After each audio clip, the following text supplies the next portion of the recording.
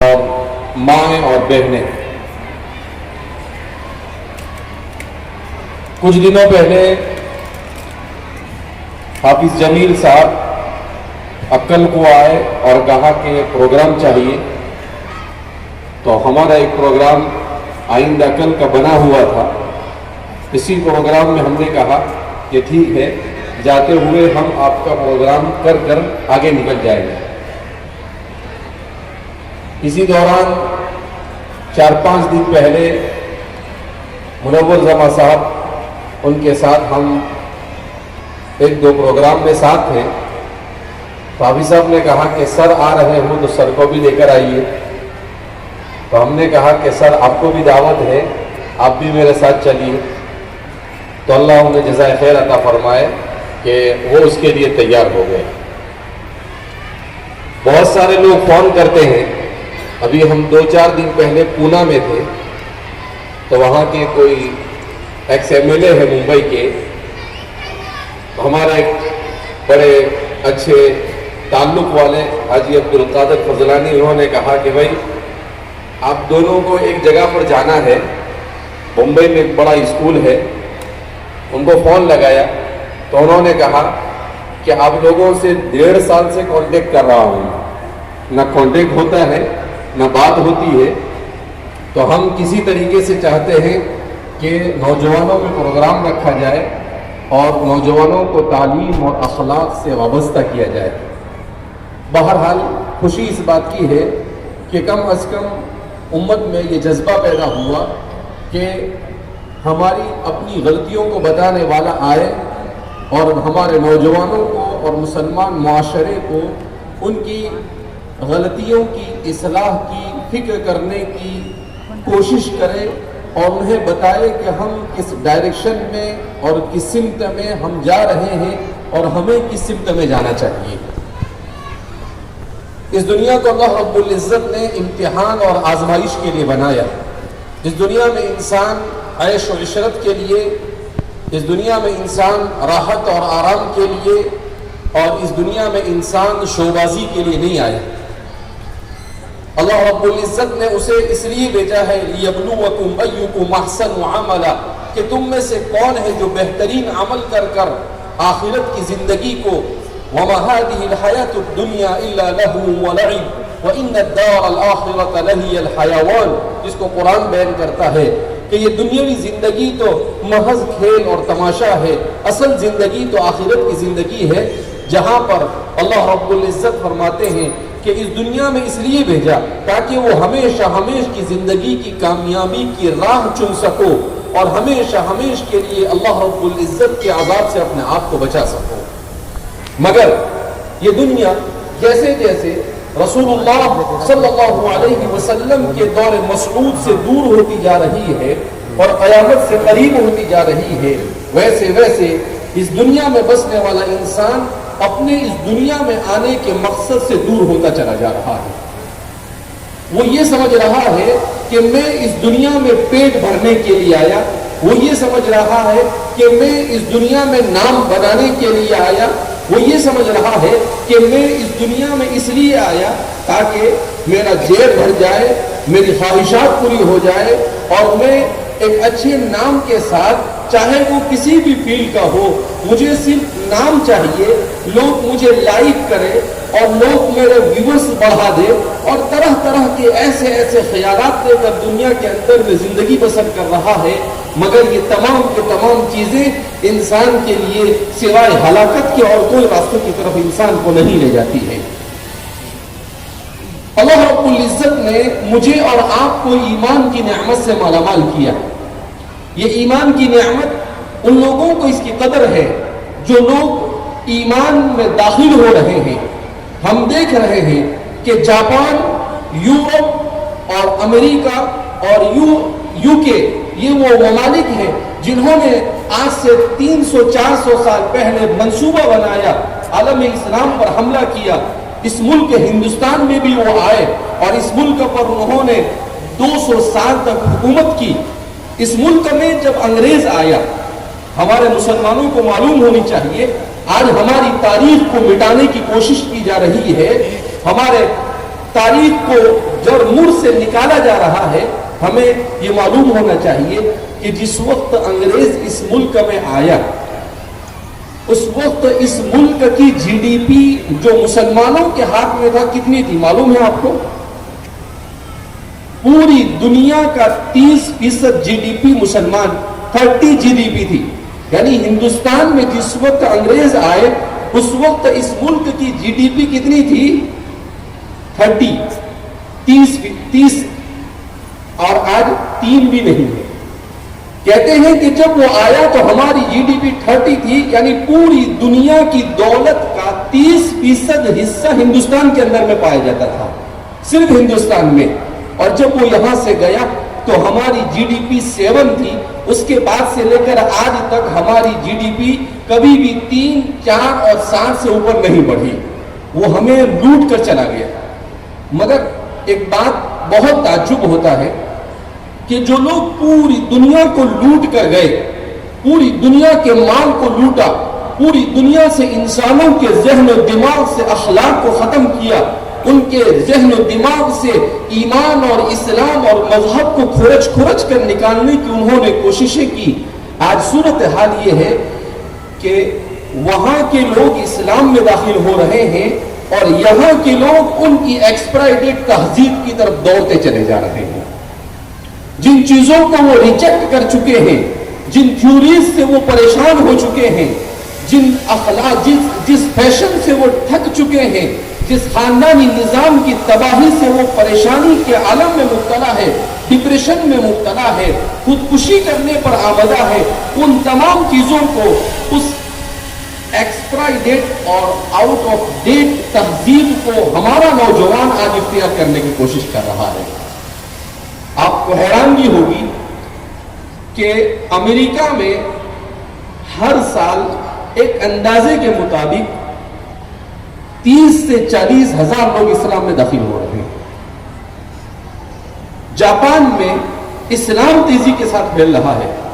ان لوگوں کا خود یہ دعویٰ ہے کہ اگر اسی تیزی کے ساتھ اسلام پھیلا تو ایسا محسوس ہوتا ہے کہ 2050 تک اسلام یورپ کا سب سے بڑا مذہب ہوگا, سب سے زیادہ مسلمان وہاں پر پائے جائیں گے.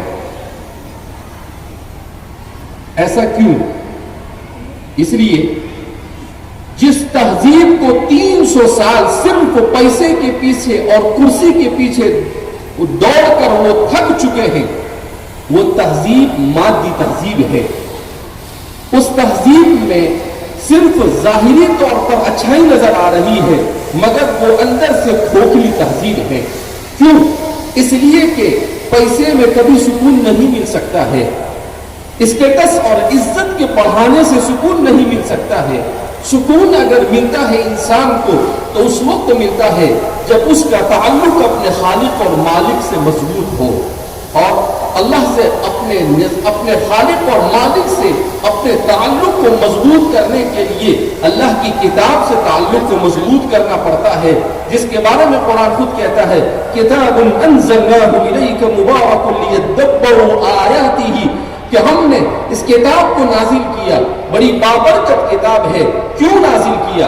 ہم نے اس لیے نہیں نازل کیا کہ صرف اس کو محفلوں میں پڑھ دیا جائے اور کسی میت کے اوپر اس کی تلاوت کر دی جائے, نہیں, اسے اس لیے نازل کیا تاکہ اس کی آیتوں پر غور کرو اور غور کرنے کے بعد تم اللہ کی معرفت حاصل کرو اور اپنی ہمیشہ کی زندگی میں کامیابی کے اسباب اختیار کرو. اس لیے اللہ فرماتے ہیں کہ اس کتاب کو ہم نے نازل کیا. آج جیسا کہ ہماری ایک بچی نے بھی تقریر کی کہ ہماری بہنیں یہ اعتداد کا شکار ہو رہی ہیں. کیوں؟ اس لیے کہ ہمارے گھروں میں اسلامی ماحول نہیں, ہمارے گھروں میں عورتیں سیریلیں دیکھتی ہیں, ہمارے گھروں میں مرد فلموں کو دیکھ رہا ہے, ہمارا نوجوان یہ گیم کھیل رہا ہے. ہم سب ایسی لتوں کے اندر مبتلا ہو چکے ہیں کہ ہم نے اپنی اولاد کی تربیت کی اہمیت کو سمجھا ہی نہیں, جبکہ انسان کا سب سے قیمتی سرمایہ اگر اپنے ایمان اور اسلام کے بعد کوئی ہو سکتا ہے تو اس کی اپنی اولاد ہے, جو اس کے لیے آخرت اور دنیا میں عزت اور کامیابی کا بھی باعث ہو سکتی ہے اور اس کے لیے بربادی اور ہلاکت کا بھی باعث ہو سکتی ہے. نبی کریم صلی اللہ علیہ وسلم کے پہلے جب ہم اپنی عورتوں کو کہے کہ وہ سیرت پڑھے، ان عورتوں کی سیرت پڑھے جن عورتوں نے ایسے ایسے حالات کے اندر میں اسلام پر استقامت کا ثبوت فراہم کیا. امرأة فرعون حضرت آسیہ رضی اللہ عنہا، کیا ظلم نہیں کیا گیا، کھولتے ہوئے پانی کے اندر، کھولتے ہوئے تیل کے اندر میں ڈال کر انہیں موت کے گھاٹ اتار دیا گیا فرعون نے، مگر وہ ایمان اور اسلام سے ڈگمگائی نہیں. ایک حیرت انگیز واقعہ جو عام طور پر ہمارے عورتیں بھی نہیں جانتی اور ہمارا مرد بھی نہیں جانتا ہے. ماشطۃ فرعون. ماشطۃ فرعون کون ہے؟ رسول اللہ صلی اللہ علیہ وسلم مکہ مکرمہ میں تھے. حضرت جبریل علیہ السلام آپ صلی اللہ علیہ وسلم کی خدمت اقدس میں حاضر ہوئے اور حاضر ہو کر حضرت جبریل نے کہا کہ میں براق لے کر آیا ہوں اور آپ کو میرے ساتھ چلنا ہے معراج کے لیے. تو پہلے سفر اسرا ہوا اور پھر اسرا سے معراج. سفر اسرا کس کو کہتے ہیں؟ سبحان الذی اسرا بعبده لیلا من المسجد الحرام الى المسجد الاقصى الذي باركنا حوله، جس کو قرآن نے بیان کیا کہ اللہ کے رسول صلی اللہ علیہ وسلم کو سوار کیا گیا براق پر. یہ کوئی من گھڑت کہانی نہیں ہے، دنیا میں جھوٹی جھوٹی فلموں کی جو اسٹوریاں بنائی جاتی وہ نہیں، یہ حقائق پر مبنی ہے جس کو خود رسول اللہ صلی اللہ علیہ وسلم نے اپنی زبان اقدس سے بیان کیا ہے. اس اسلام میں جتنی بہترین اسٹوریاں قرآن اور حدیث میں بیان کی ہے، دنیا کے کسی کتاب میں آپ کو اس سے بہتر کہانیاں اور قصے نہیں مل سکتے ہیں. مگر ہم دوسری جھوٹی چیزوں پر بھروسہ کر رہے ہیں اور جو حقائق ہمارے پاس اور جو ہیرے ہمارے پاس ہیں ہم نے اسے چھوڑ رکھا ہے.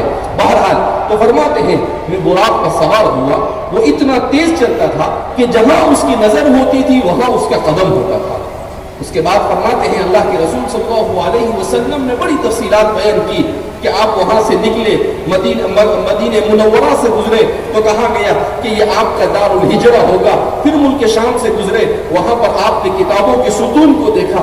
ایک جو مجھے اہم واقعہ اسرا کا بیان کرنا ہے وہ واقعہ یہ ہے کہ اللہ کے رسول صلی اللہ علیہ وسلم جب بیت المقدس کے قریب پہنچے تو حضور نے بہت ہی بہترین خوشبو محسوس کی. تو آپ صلی اللہ علیہ وسلم نے دریافت کیا، اے جبریل ما هذه الرائحة الطیبہ، اے جبریل یہ بہترین خوشبو کیا؟ ہماری مائیں اور ہماری بہنیں خاص طور پر اس کو سنیں. حضرت جبریل علیہ السلام نے کہا کہ محمد عربی صلی اللہ علیہ وسلم یہ خوشبو آ رہی ہے ماشطۃ بنت فرعون کی قبر سے خوشبو آ رہی ہے. یہ کون ہے ماشطۃ بنت فرعون؟ یہ ایک عورت تھی جو فرعون کی بیٹی کے سر پر کنگا کیا کرتی تھی. وہ فرعون کی بیٹی کے سر پر کنگا کر رہی تھی کہ اس کے ہاتھ سے کنگا گر گیا اور اس عورت نے اسے اٹھایا، بسم اللہ بول کر اٹھایا.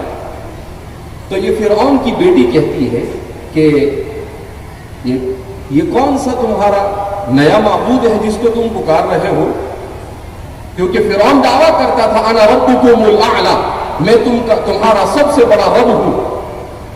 تو کہا کہ بھائی وہ اللہ تو میرا بھی رب ہے، تیرا بھی رب ہے اور فرعون کا بھی رب ہے. تو کہا کہ میں اپنے باپ سے جا کر کہوں گی کہ وہ تمہیں چھوڑ کر کسی اور رب کی عبادت کرتا ہے. کہا جا کر کہہ دے، کوئی حرج نہیں. وہ مومنہ تھی، حضرت موسیٰ علیہ السلام پر ایمان لا چکی تھی. اس بیٹی نے جا کر اپنے باپ کو خبر دی. وہ آگ بگولا ہو گیا کہ میرے محل میں یہ مومن عورت کیسے آ گئی. اس نے کہا کہ اس کو میرے دربار میں لایا جائے. اس کو لایا گیا، اس عورت کو، اور کھولتا ہوا تیل رکھا گیا. اس کے 3 بچے تھے. پہلے ایک بچے کو اس کھولتے ہوئے تیل میں جھونک دیا گیا. ماں کی نظروں کے سامنے وہ کھولتے ہوئے تیل میں بلبلاتا ہوا موت کے گھاٹ اتر گیا. دوسرے بچے کو لایا گیا، اس کے ساتھ بھی ایسے ہی کیا گیا. یہ خود رسول اللہ صلی اللہ علیہ وسلم نے بیان کیا. تیسرا بچہ اس کی گود میں تھا جو ابھی دودھ پی رہا تھا، بول بھی نہیں سکتا تھا. جب اس بچے کو لینے کی کوشش کی تو ماں کی ممتا جاگی اور وہ تھوڑی سی ڈگمگائی اور سوچنے لگی کہ یہ میرا چھوٹا سا معصوم کھولتے ہوئے تیل میں میرے سامنے پہلے 2 بیٹوں کی طرح چلا جائے گا، کیا گزرے گی میرے اوپر؟ وہ سوچ رہی تھی کہ اللہ نے اس بچے کو قوت گویائی عطا کی، اور اس بچے نے کہا اصبری، اے میری ماں صبر کر، کوئی بات نہیں، اس عذاب کو برداشت کر لے، مگر ہمیشہ ہمیشہ اللہ کے عذاب سے اپنے آپ کو بچا لے۔ جب یہ جملہ اس بچے کے منہ سے سنا تو اس نے فوراً بچہ دے دیا۔ اس بچے کو بھی اس کی ماں کے سامنے ڈال دیا گیا، اس عورت کو بھی ڈال دیا گیا، اور ان کی ہڈیوں کو وہاں پر ایک قبر میں ڈال دیا گیا۔ اب سر میں کنگا کرنے والی ایک معمولی سی عورت، مگر ایمان پر اپنے اور اپنے خاندان کو نچھاور کیا، کیسی فضیلت عطا فرمائی کہ انسانوں میں سب سے افضل ترین انسان سب سے افضل ترین سفر کر رہے ہیں، سب سے افضل ترین فرشتے کے ساتھ سب سے افضل ترین سواری پر سفر کر رہے ہیں، اور اس قبر سے خوشبو ان کو محسوس ہو رہی ہے۔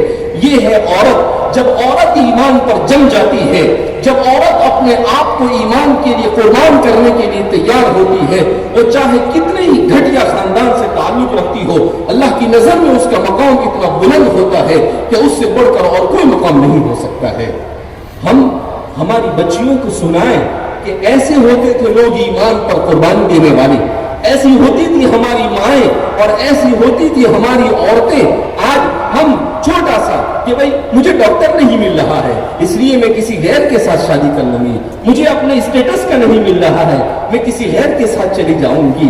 یہ کتنا کمزور ایمان ہو گیا ہمارا کہ چھوٹی چھوٹی چیز پر اپنے اتنے قیمتی ایمان کو بیچنے کے لیے ہم کیا ہو گئے ہیں، تیار ہو گئے ہیں۔ ہماری عورتوں نے ایسا کردار تاریخ میں ادا کیا ہے، خدا پاک کی قسم دنیا کی تاریخ میں کوئی ایسی عورتیں نہیں پیش کر سکتا ہے۔ ام المؤمنین عائشہ صدیقہ رضی اللہ تعالیٰ عنہ سب سے زیادہ روایتیں بیان کرنے والی، ان کی خدمت میں حضرت عمرہ بنت عبد الرحمن ابن اسد ابن زرارہ رضی اللہ تعالیٰ عنہ، ان کی سیرت کو پڑھے انسان کے رونگٹے کھڑے ہو جائیں۔ میں ابھی طالب ہاشمی صاحب کی کتاب پہ پڑھ رہا تھا، اسلام کی 400 باکمال خواتین۔ ہماری عورتیں اس کتاب کو لے انٹرنیٹ پر سے ڈاؤن لوڈ کریں اور اس کا مطالعہ کریں کہ حضرت عمرہ بنت عبد الرحمن ابن اسد ابن زرارہ کیسی مائناز عورت تھی۔ وہ عورت جس نے آج جو احادیث کا ذخیرہ ہمارے پاس جمع ہے،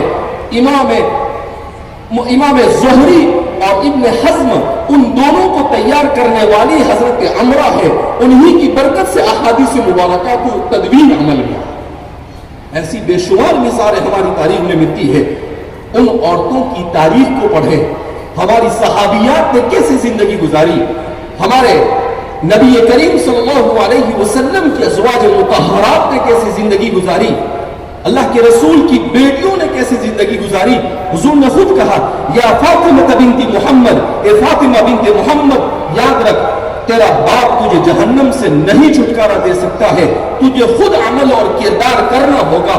آپ نے اپنی اولاد کی ایسی تربیت کی کہ انہوں نے ایسا تقوی اختیار کیا کہ حضور کی زبان سے اللہ نے کہلوایا سیدۃ نساء اہل الجنہ کہ فاطمہ تو نے تو ایسا کردار اور ایسا عمل کر کر دکھایا کہ تو جنت کی عورتوں کی سردار بن گئی۔ اور اسی فاطمہ نے اپنی اولاد کی ایسی تربیت کی کہ سیدہ شباب اہل الجنہ کہ حسن اور حسین کو جنت کے نوجوانوں کا سردار بنا دیا۔ ایسی ہوتی ہے ماں جو جنت کے سرداروں کی تربیت کیا کرتی ہے۔ اس لیے ہم خاص طور پر چونکہ بڑی تعداد میں ہمارے یہاں پر عورتیں آئی ہوئی ہے، وہ اس بات کو سمجھے کہ سب سے بڑی ذمہ داری اگر کسی پر تربیت کی ہے تو وہ ماں پر ہے، اس کے بعد باپ کا نمبر آتا ہے۔ اگر اولاد بگڑ رہی ہے اس کا مطلب یہ ہے کہ ہماری ماں نے اپنے تربیت کے کردار کو ختم کر دیا ہے۔ جب تک کہ ہماری مائیں تربیت اسلامیہ اور ایمانیہ کا کردار اپنے گھر میں ادا نہیں کرے گی، ارتداد کی اس آندھی کو نہیں روکا جا سکتا ہے اور مصائب اور مشکلات کی اس طوفان کو نہیں روکا جا سکتا ہے۔ سب سے بڑا رول یہی ادا کرے گی۔ رسول اللہ صلی اللہ علیہ وسلم کو دھارس دلانے والی کون؟ حضرت خدیجہ الکبریٰ رضی اللہ تعالی عنہ۔ حضور کے علم کو خذوا نصف علمکم من حمیرہ امت تک پہنچانے والی کون؟ ام المؤمنین عائشہ صدیقہ رضی اللہ تعالی عنہ۔ ایک ایک ایسی ایسی نظیر ہماری تاریخ میں موجود ہے کہ ہمیں کسی ہیروئن کی طرف جانے کی ضرورت نہیں، ہمیں کسی ایکٹر کی طرف جانے کی ضرورت نہیں، ہمیں ضرورت ہے ہماری ان عورتوں کی سیرت کو پڑھ کر انہی کے مطابق اپنی زندگی کو گزارنا۔ بہرحال میں اس موقع پر بہت ہی زیادہ مبارکباد دیتا ہوں حافظ جمیل صاحب اور ان کے ساتھ کام کرنے والے تمام اساتذہ کو اور شہر مالیگاؤں کا سے تعلق رکھنے والے معاونین کو اور ان والدین کو جن کے بچے اور بچیوں نے قرآن کریم کو ختم کیا۔ یہ اچھی روایت ہے کہ بچے تو قرآن ختم کرتے ہیں، حافظ ہوتے ہیں، مگر بچیاں حافظ نہیں ہوتی ہیں۔ اگرچہ بچیوں کے حافظ ہونے کے بعد بڑے چیلنج ہیں، مگر ارتداد کے اس ماحول میں ہمیں زیادہ سے زیادہ اپنی بچیوں کو قرآن سے منسلک کرنے کے لیے انہیں حافظ بنانا چاہیے، تاکہ کبھی اس کے دل میں یہ بات آئے تو وہ رک جائے کہ میرے سینے میں قرآن ہے، میں کیسے اس نعمت کو چھوڑ کر کسی تاریکی کی طرف جا سکتی ہوں۔ اس لیے میں بہت ہی زیادہ مبارکباد پیش کرتا ہوں تمام کے تمام حضرات کو۔ بہرحال بارش کی وجہ سے نظام میں گڑبڑی ہوئی، مگر وَالْقَدْرِ خَيْرِهِ وَشَرِّهِ مِنَ اللَّهِ تعالی، مقدرات اللہ کی طرف سے ہیں، ہم نہیں جانتے کہ اس میں اللہ نے کیا خیر مقدر کیا ہوگا۔ اللہ رب العزت ہم سب کے یہاں پر جمع ہونے کو قبول فرمائے، اور اللہ رب العزت ہم سب کو قرآن کے ساتھ ایمان کے ساتھ والہانہ عشق اور محبت نصیب فرمائے، اور ہم سب کا خاتمہ ایمان پر فرمائے۔ اللہ ہم سے راضی ہو جائے، ایسے اعمال کی توفیق مرحمت فرمائے۔ وآخر دعوانا الحمد للہ رب العالمین۔